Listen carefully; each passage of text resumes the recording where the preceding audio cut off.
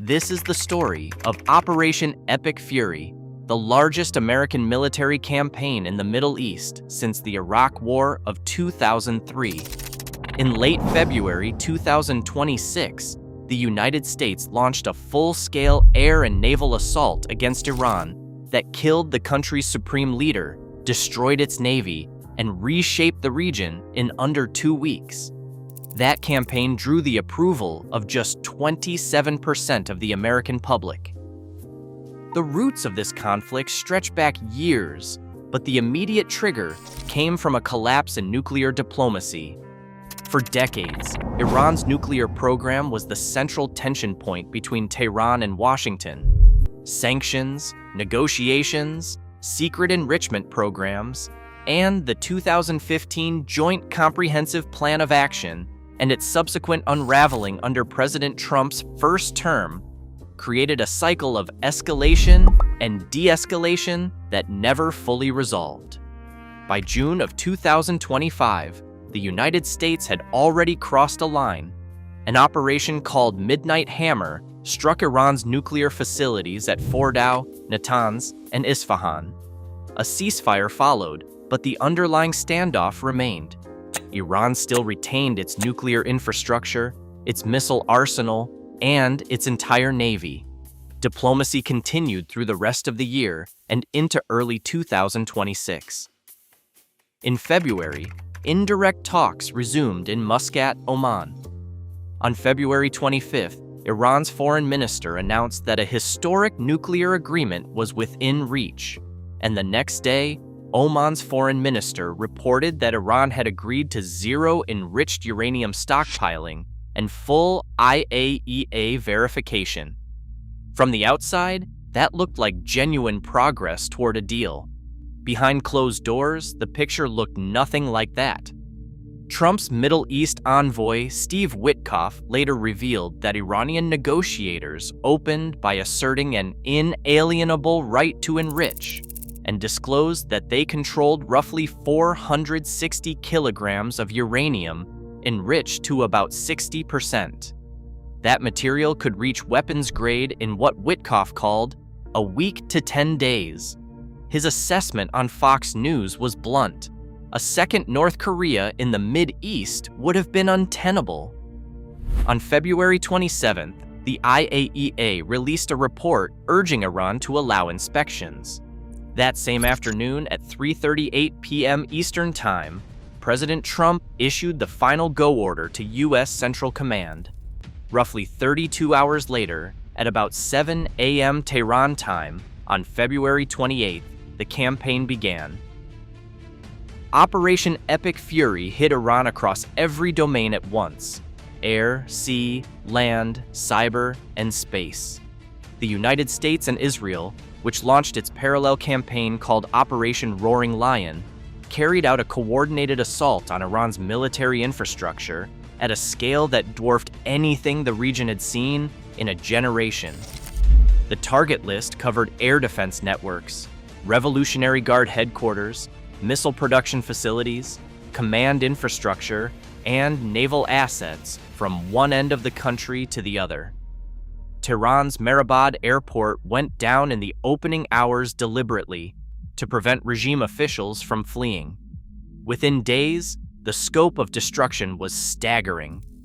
According to the Department of War's official fact sheets, over 1,700 targets were struck in the first 72 hours, a number that would climb past 5,000 by the 10-day mark.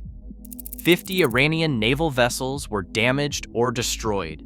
80% of Iran's air defenses were eliminated. Iranian missile launches dropped by 90%. Supreme Leader Ayatollah Ali Khamenei was confirmed dead by the end of the first day, killed in the initial barrage. Over the following 10 days, 48 senior Iranian officials shared his fate. Admiral Brad Cooper, the CENTCOM commander directing the campaign, said the president ordered bold action, and that our brave soldiers, sailors, airmen, Marines, Guardians, and Coast Guardsmen are answering the call. Secretary of War Pete Hegseth whose department had been renamed from the Department of Defense under this administration, framed the objectives in plain terms. He said, destroy Iranian offensive missiles, destroy Iranian missile production, destroy their navy and other security infrastructure, and ensure they will never have nuclear weapons. Iran struck back, and the human cost on the American side came fast. On March 1st, an Iranian drone hit Port Shuaiba in Kuwait, killing 6 American soldiers in a single attack. Sergeant Declan Cody, 20, from West Des Moines, Iowa. Captain Cody Cork, 35, from Winter Haven, Florida. Sergeant First Class Nicola Moore, 39, from White Bear Lake, Minnesota. Sergeant First Class Noah Teachins, 42, from Bellevue, Nebraska. Major Jeffrey O'Brien, 45, from Indianola, Iowa. And Chief Warrant Officer 3, Robert Marzan, 54, from Sacramento, California. That same day in Saudi Arabia, 26-year-old Sergeant Benjamin Pennington of Glendale, Kentucky, was wounded at Prince Sultan Air Base, wounds that would kill him a week later and make him the 7th American to die in action. His unit tells you something about how modern wars are fought. Pennington served with the 1st Space Battalion, 1st Space Brigade, U.S. Army Space and Missile Defense Command. By March 10th, the Pentagon confirmed around 140 U.S. service members had been wounded, with 108 already back on duty and 8 classified as severely injured. 11 Israelis also died in Iranian retaliatory strikes. Iran's response reached far beyond the battlefield. Admiral Cooper told reporters that Iranian forces launched retaliatory strikes against targets in 12 separate countries. Saudi oil infrastructure took hits. A drone set fire to the U.S. consulate in Dubai. Azerbaijan came under attack. Iraq's national power grid collapsed entirely. Desalination plants and water systems across the Persian Gulf were struck one after another. The Strait of Hormuz, which carries roughly 20% of the world's oil supply, was effectively shut down, and Iran declared the waterway closed.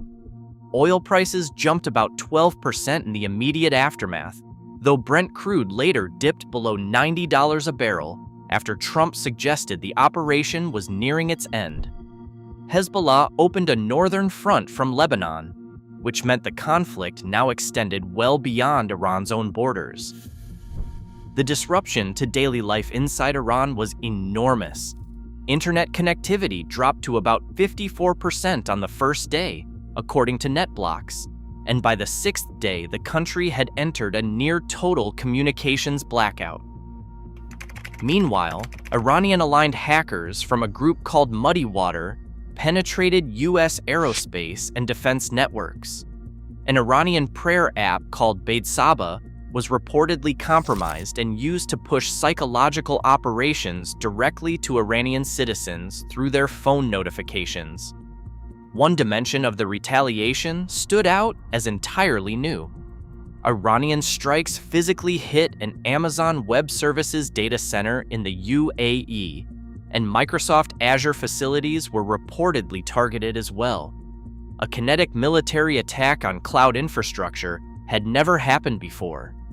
Beyond the raw firepower, the campaign marked a turning point in how wars are fought. Central Command's Task Force Scorpion Strike deployed low-cost one-way attack drones called Lucas in combat for the first time. And on March 11th, Admiral Cooper confirmed to Defense Scoop that the U.S. military was actively using artificial intelligence tools during operations, the first public acknowledgement of AI playing a live role in a major American military campaign. These weren't experimental footnotes. They signaled a shift in the technology of warfare that will define conflicts for years to come. At home, the American public responded in a way that broke from the usual wartime pattern of rallying behind a president. Polls showed a sharp backlash at home. Reuters Ipsos found only 27% approved of the operation, while 43% disapproved. YouGov reported 45% calling it the wrong decision, against 31% who called it right. Morning Consult showed 42% believed negotiations should have continued, and just 18% said they supported military action regardless of what it did to gas prices. 56% told Reuters Ipsos that Trump was too willing to use military force. Some critics within the MAGA movement itself argued the operation betrayed the America First non-interventionist pledge that had defined Trump's political identity. Supporters pushed back hard. Senator Lindsey Graham posted "God bless" at POTUS for planning and now executing Operation Epic Fury, making America more safe and eventually more prosperous. Democrat John Fetterman of Pennsylvania crossed party lines to endorse the strikes. The Heritage Foundation labeled it peace through strength in action. The deepest divide was legal and constitutional. The administration filed a war powers notification on March 2nd, and 2 days later, the Senate voted along party lines to reject a resolution restricting Trump's authority. Lawfare scholars Jeffrey Korn and Claire Finkelstein wrote that the operation clearly triggers the War Powers Resolution and called the claim of unilateral Article 2 authority implausible given the scale: 7 killed, 140 wounded, and a planned 4 to 5 week timeline. The administration treated the Senate's failure to pass restrictions as tacit approval, a position those scholars called inconsistent with the War Powers Resolution. On the international stage, the Center for International Policy labeled the operation a straightforward violation of the UN Charter Article 2, Paragraph 4, comparing it to the 2003 Iraq invasion and the 2011 Libya intervention. A Just Security analysis offered a different reading, suggesting the campaign could represent a continuation of the armed conflict that began with Midnight Hammer in 2025, though even that argument acknowledged the legal basis remained contested. The American Security Project delivered the bluntest strategic warning. It warned that without a realistic post-war plan, the operation risked becoming one of America's most epic fails. Even the name caught flack. CNN described the word epic as bro-speak. Late-night comedians compared it to a Jackie Chan movie released directly to streaming and to a new Mountain Dew. Mark Cancian at CSYS called it classic Hegseth, all about warrior ethos. And at least one Republican congressman's press release accidentally referred to the whole thing as Operation Epic Fury.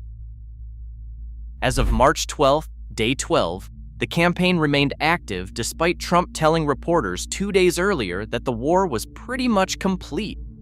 He framed it casually, saying they took a little excursion because they felt they had to do that to get rid of some evil, and he added that Iran now had no navy, no communications, no air force. Hegseth used very different language. He said, "We have only just begun to fight, and to fight decisively." On 60 Minutes, he warned bluntly that things like this do not happen without casualties, and that there will be more casualties. On March 8th, Mojtaba Khamenei, the dead Supreme Leader's son, was appointed as the new Supreme Leader, a signal of regime continuity rather than collapse. Iran's parliament speaker left no room for ambiguity, saying they are definitely not looking for a ceasefire and that the aggressor should be punched in the mouth. The ripple effects kept spreading. Grand Ayatollah Sistani in Iraq issued a fatwa calling for communal defense, raising the possibility of broader Shia mobilization across the region. The Strait of Hormuz stayed shut. No ceasefire negotiations were underway.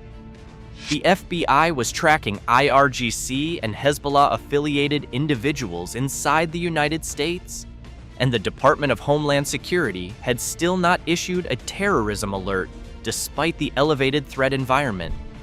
Militarily, Operation Epic Fury accomplished what it set out to do, and it did so with startling speed. Iran's conventional forces were shattered. The Navy is combat ineffective. Air defenses are largely gone. The supreme leader is dead. Missile capacity dropped dramatically. New drones and AI tools saw their first use in a real war. None of that resolved the harder questions. Congress never authorized the campaign. Only 27% of Americans supported it. Legal experts on both sides of the debate could not agree on its legality. A new supreme leader took power in Tehran. Iran managed to hit 12 countries in retaliation, and the Strait of Hormuz, one of the most critical shipping lanes on Earth, remained closed with no timeline for reopening. The distance between the White House framing of pretty much complete and the reality of continued fighting, a blockaded strait, expanding regional conflict, and no congressional authorization tells the real story of where things stand. Whether Operation Epic Fury will be remembered as a decisive turning point or the opening act of a much longer and costlier conflict is a question that, 12 days in, nobody can answer yet.